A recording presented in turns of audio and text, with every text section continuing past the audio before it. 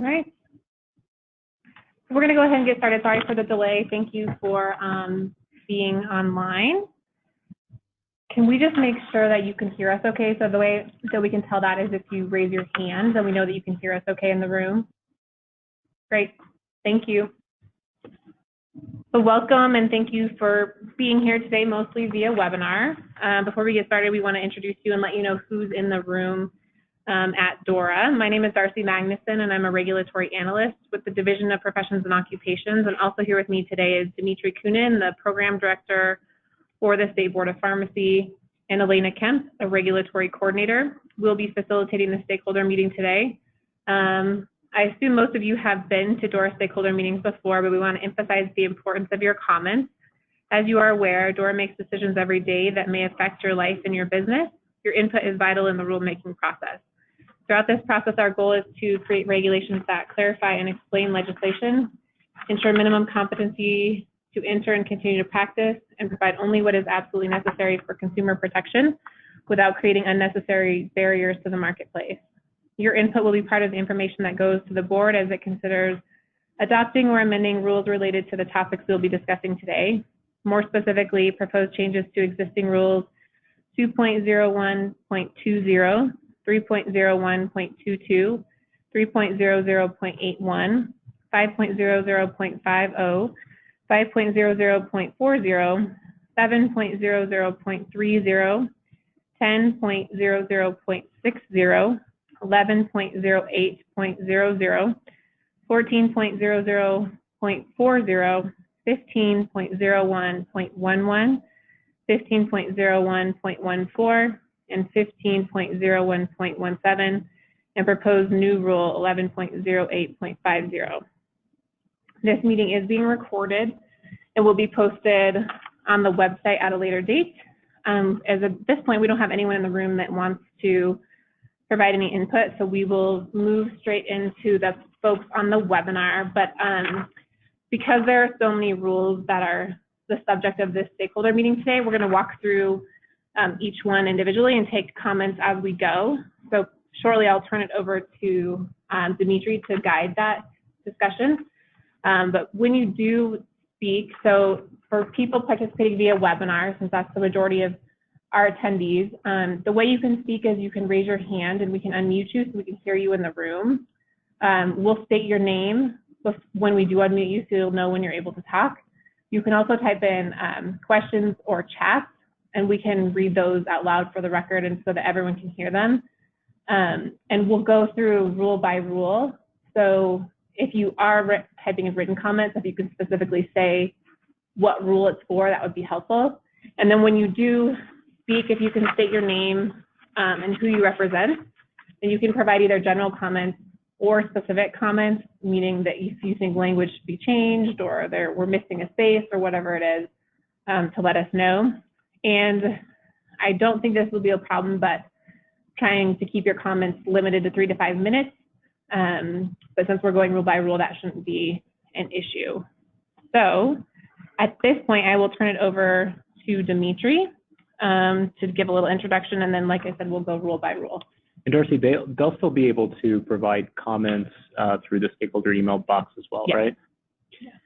So like Darcy said, I understand probably most people on the webinar and those here in person can see the proposed changes, but out of respect to those individuals that may just be dialed in without the visibility to the rules we're specifically talking about, and knowing that the changes are relatively small in nature in terms of quantity of words, I'm going to go ahead and read them, specifically outlining the changes, and take a pause at the end of each rule to see what feedback there is, if any, and then we'll move on through the process. The next pharmacy board meeting is on March 19th, and the board will feed this feedback, at which point it'll take its next steps in this rulemaking process.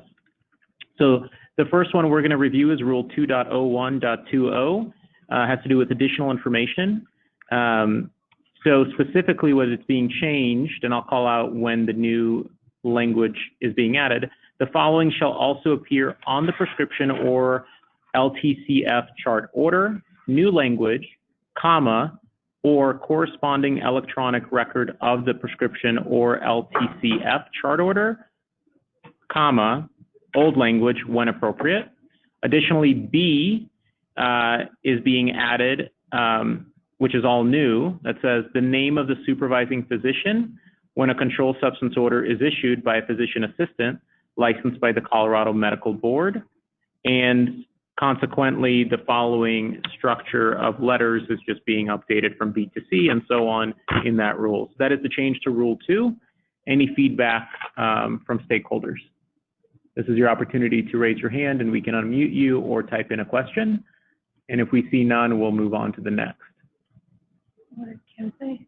So it looks like Dan Telford has his hand raised. We're going to unmute you, Dan, and let you know once you're unmuted. Use it or pen. So right click and submit. Is he unmuted? He has it in our audio pen. So Dan, if you have a question, you raise his hand. You can type in your question if you want, but currently you haven't input your audio pin. Oh, it looks like you. All right, that's good. Have just done that. Okay, now Dan, you can talk. Hi, this is Dan Telford from Kaiser Permanente. Can you hear me? Yep. Perfect. So regarding the changes to 2.01.20, I'm supportive of those changes, but would request that sub-bullet A also be updated. So that first sentence says any change or clarification of an order shall be documented on the order, when it appears that the changes above are indicating that could also be documented on the corresponding electronic record. So to align with that, I would recommend removing from that first sentence on the order and. So instead it would just read any change or clarification of an order shall be documented and shall bear the initials and so on. So that it's clear that that change above to 2.0120 also applies to changes and clarifications.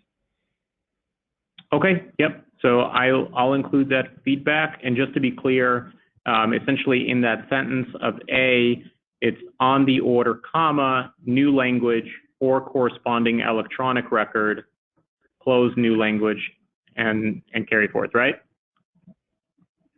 Correct. Either that or just removing where it's documented because it's already indicated on 2.0120. Either would accomplish the same thing. Okay, perfect.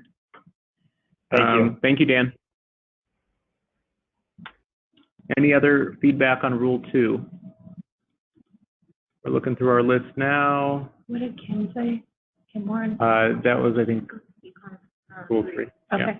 Okay, so we'll move on to Rule 3. This one specifically is looking at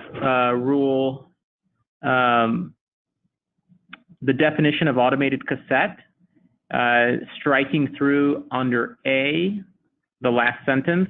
So strike through starting on an automated cassette shall not be used for Schedule II controlled substances, period. That is proposed to be stricken. And that is the only change to 3 that is proposed. For stakeholder feedback, I believe we've already had one individual that would like to provide comment. We're pulling you up right now. I believe it is Kim Ward. Kim, I think you need to put in your audio pin before we can unmute you and before you can speak.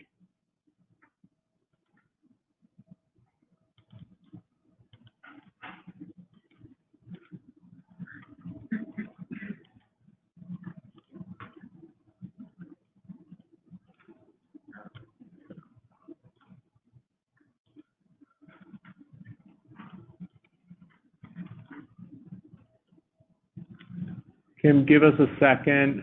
We still don't see that you've entered your audio pin, so we won't be able to hear you. If you want to type in your question, you're more than welcome to do, or your feedback, you're more than welcome to do that.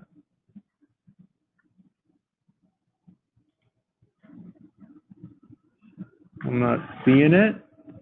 So we'll move on. We can always come back if necessary. And then Kim, you always have the option to email us. Good. Oh, okay. Looks like you're good. We're going to unmute you now. And Kim, you should be live. Go ahead. Hi, Dimitri. Can you hear me? Hi, Kim. Yep, we can hear you now. Hi, thank you. Sorry for the technical difficulties. Thank you to the board for considering this request to Rule 3. Just maybe wanted to go on the record for the board that the reason we're requesting these changes is really just a technology modernization request. So the way automated cassettes work in our community setting, and I won't speak for others that use it in more of an inpatient setting and would welcome their feedback as well on our proposed changes. But what we're seeing in the community setting is just wanting some clarity that technicians can load an automated cassette in a robot. So for us, having a technician load those cells so that the robot can dispense the medication, because the pharmacist will review it on final verification. How it's being interpreted at this point is that a pharmacist has to check what the technician is putting into the robot at that time, and then also check it in final verification. So just some duplication that we're wanting clarification that a technician can load the cassette without pharmacist verification, because there is barcode safety scanning built into that technology, and then the pharmacist will review it on final verification. And the goal with that is to free up our pharmacists from those technical tasks so they can spend more time on patient care. So that was our overall purpose for the request to these changes, to just modernize how we use our technology and free up our pharmacist time. Thank you. Kim, I appreciate your feedback. I'm going to keep you on for just a second. You're mentioning this, I'm assuming, because what if I understand you correctly, you're saying that statute and law is essentially silent and it's a gray area, and it's not that that technicians can't do it per law or statute. It's that you would like that implicitly available in rule, correct? Correct. Yep. That technicians or interns could load an automated cassette without pharmacists verifying it as it goes into the cassette, because again, they'll verify it at the end in final verification. But yeah, that's not very clear, and we'd like it to be crystal clear. So, Kim, I'm going to ask you a question. If you don't have the answer now, that's completely fine. Feel free to email us with the specific verbiage. But I always challenge all stakeholders or ask, if possible, if you have that proposed language that you would like to present that would make sense and work, please feel free to either say it now or submit it, just so we're on the same page of where you're implying that to be in rule, so it's as clear as possible for you and individuals in the field. We did submit written requests back in, I think, either October or November, and the changes in the document today look a lot like ours. So I think they're ours, but I'm happy to resend that letter. Okay. Yeah, I mean, if there's a specific change from that letter related to this, I can't recall it at the moment. Feel free to do that. But if it looks good otherwise, then let us know, but you're more than welcome to send it in again. Okay, it may have been under some other leaders' names in our organization, so I'll take a look and resend it. But again, these are the changes that work for our setting, so would want to make sure they work for health systems and others that use automated cassettes as well. Sure. Okay, appreciate it. Let's see, I think Christy has her hand raised. We're going to unmute you, Christy. Go ahead. All right, you're unmuted, Christy. Thank you, Dimitri. It's Christy Myhug from Walgreens. On the same rules, so under Part B, number 7, we find the addition of unique identifier to potentially be confusing. As per the definition, unique identifier means an implicit or explicit unique identifier from which the originating prescription number can be determined. And so we're just trying to get some additional insight on the intent for the board, because it seems like excessive or burdensome versus the information we're already collecting. So are you specifically talking about the definition? Oh, this is for further down? Sorry. So, okay, is there specific language that you're considering there? We're questioning why we need to add unique identifier. In number 7 specifically, right? Correct, because we currently already capture lot number, expiration date, repackaging, and we have fill records as to when automation is used. So wondering what the ask is there. Got it. Okay.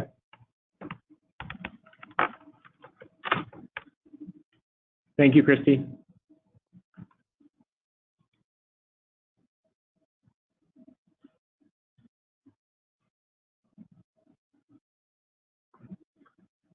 Okay, looks like there's no others and no questions have come through. And based on that question, we kind of already went ahead to 3.01.22. And now, if I'm not mistaken, we're at 5. Or let's pause here just to give everybody an opportunity.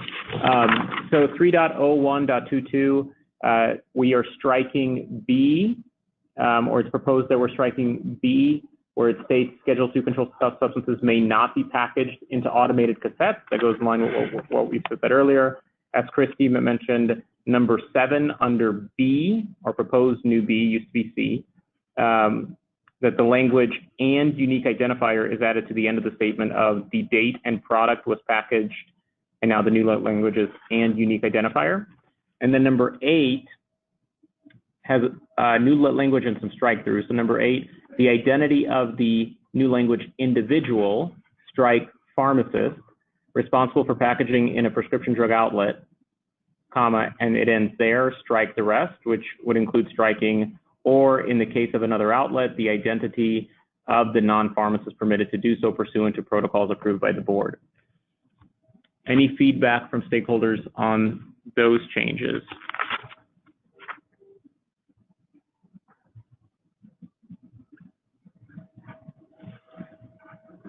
We're just looking through our list now.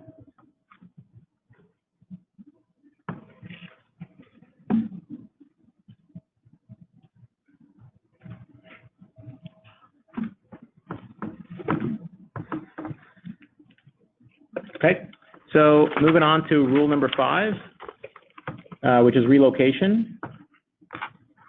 So relocation 5.00.50, letter A, reads, in the event of a relocation of an in-state or non-resident prescription drug outlet, the outlet shall submit an application provided by the board along with the prescribed fee, strike at least, strike the proposed within, no less than 30 days, strike prior, and then we added prior back in, prior to the effective date of relocation. So this just further clarifies and makes the rules more consistent with the 30-day requirement. And then 5.00.40, the transfer of ownership, strike immediately upon within the rule, and add a new language no less than 30 days prior to, making it similar to the prior edit, and new language with a final notice of change submitted to the board on the day it occurs.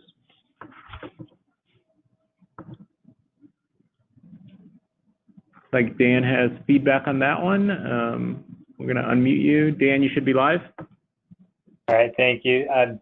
Sorry, that was actually a late hand raise for 3.01228, if you wouldn't mind going back. Sure. So, and number 8, if you could scroll down to that. Oh, no, number 8. Okay. Yeah, thank you. So I just wanted to clarify. So I got the background with whoever that was sharing the background on the request to allow technicians or pharmacists just for consideration. I mean, with individual is the request that it would be any pharmacy staff, I mean, including clerks, or would or should we just be opening this up to those that are regulated by the board, the pharmacists and technicians? I feel like the term individual may potentially open that up beyond licensed or certified individuals? Correct. And I don't know if that was the intent of the language change or if... I think that's fair feedback, and I'll include it, but I would probably consider the second part of that, responsible for packaging in a prescription drug outlet. That act is unique to licensed and certified individuals. True. Under our practice.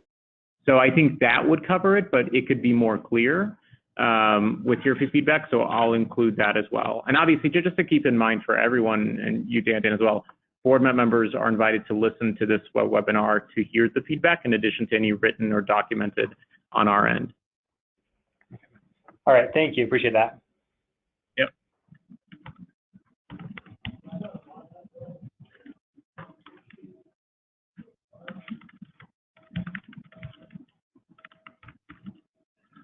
Okay, so it looks like we didn't get any feedback on changes to Rule 5, so we're on Rule 7.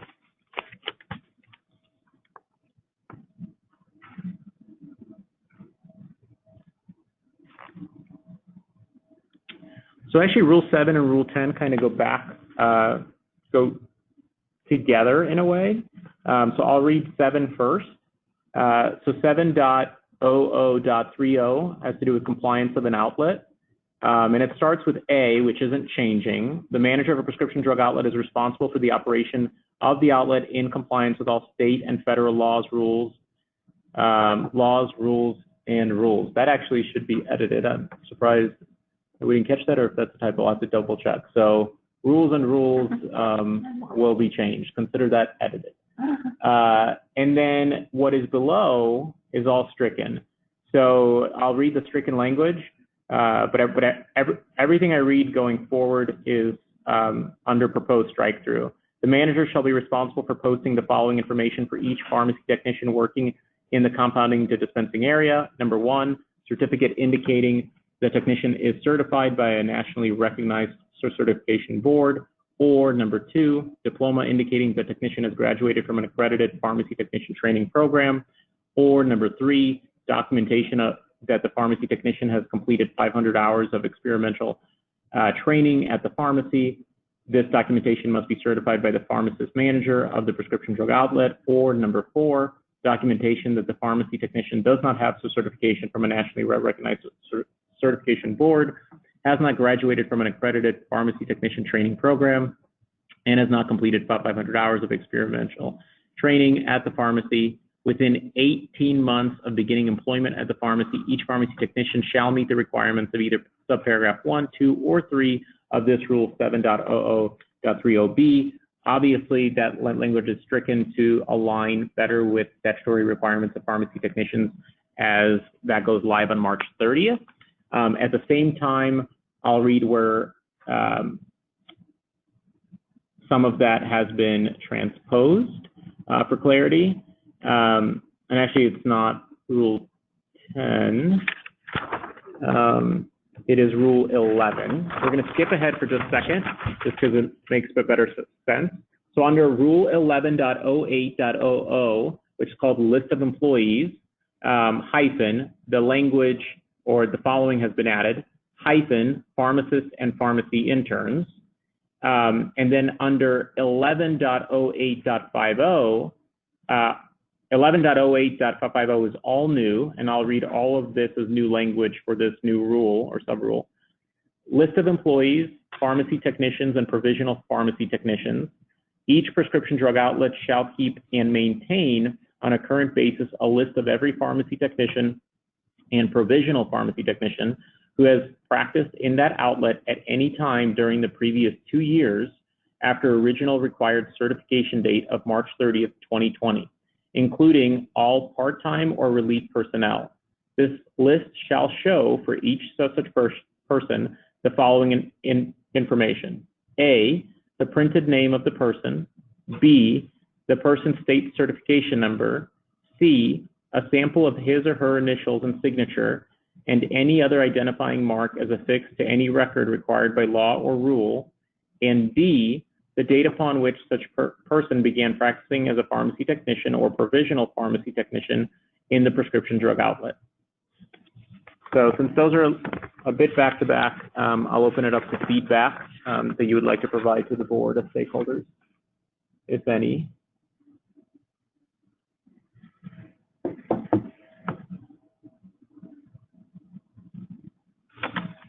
Okay, so there's no feedback on that. So we'll actually go in the middle of what we just skipped.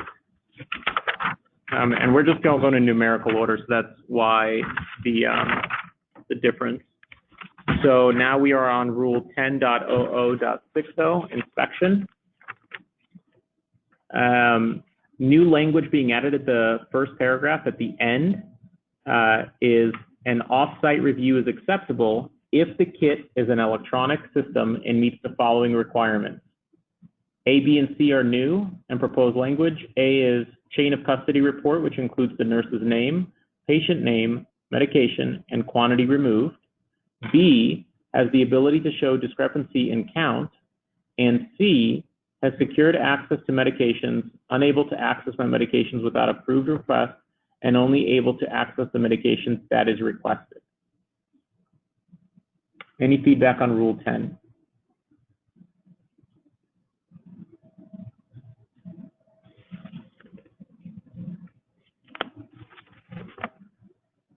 Okay, no feedback on Rule 10.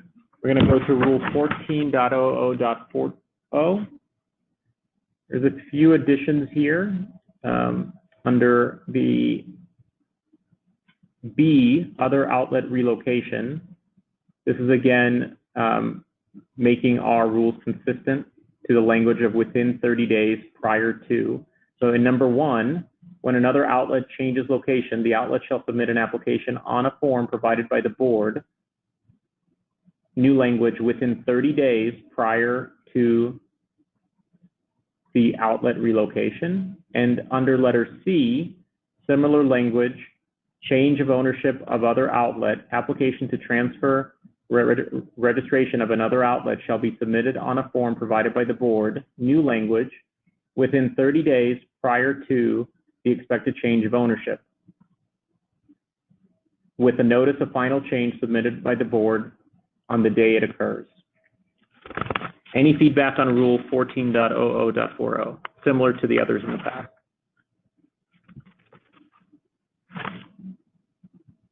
And I apologize, under 40B2, there's a just more grammatical edit of number 2 after the word 2.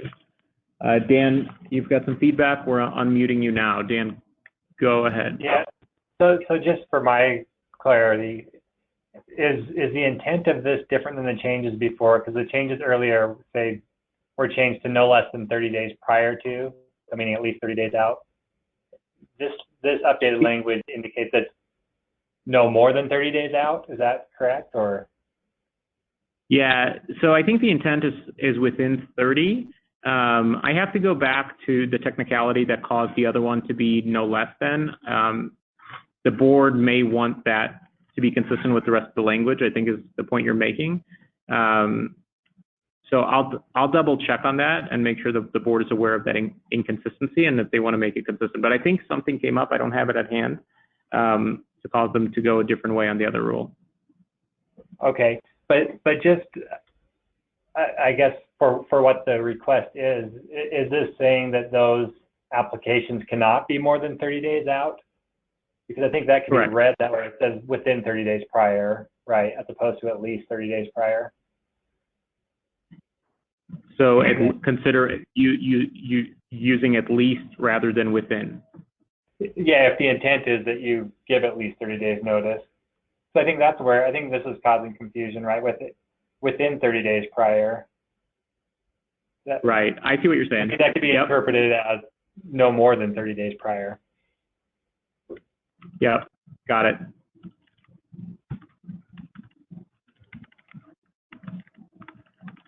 And that could definitely cause confusion. I see what you're saying. Okay, I appreciate that feedback. Anybody else? Thank you, Dan. Okay. So moving on to Rule, I believe, 15. Specifically under number 9. And this is, again, more alignment with what was in the past. Striking B under number 9, changes in any information in Rule 15.01.11 shall be submitted to the board within 30 calendar days thereof. And then 15.01.14, regarding the change of name, location, or ownership or designated rep, changing the respective language to within 30 days of such change. And to Dan's point earlier, I think there's a consideration just to make sure the language is as clean and consistent as possible among the different rules. So we'll make sure the board is aware of that and propose it as such. And then also under B, under 15.01.14B, the language is added after change, comma, with a final notice of the ownership change reported to the board the day of such closure. Any comments or feedback on that? And since it's similar to the others, I'm not going into word-for-word detail out of respect for time. Okay, no feedback on that. Same with 15.01.17, changing prior to within 30 days prior to outlet relocation. And that's the end. If anybody has any additional feedback and you want to make any other comments of any of the rules we discussed, you can do it now, or again, you can submit it by email, and we'll go over those formalities in just a moment. We just want to make sure there's no other written comments or feedback, or anybody has their hands raised, which doesn't seem to be the case. Darcy, I'll hand it back to you.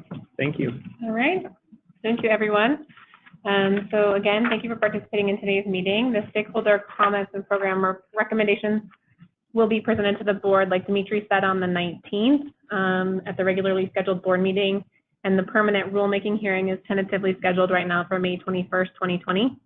At the formal hearing, stakeholders will have another opportunity to testify and provide additional inputs as needed. If you want to provide written comments, please send them to the general mailbox at dora_DPO_rulemaking@state.co.us. We will accept written comments up to the date of the hearing. However, to provide the board adequate time for review and consideration, we ask that you submit your comments no later than Thursday, May 7th, 2020. And that concludes the stakeholder meeting. Thank you again for participating. We're going to go ahead and end the webinar.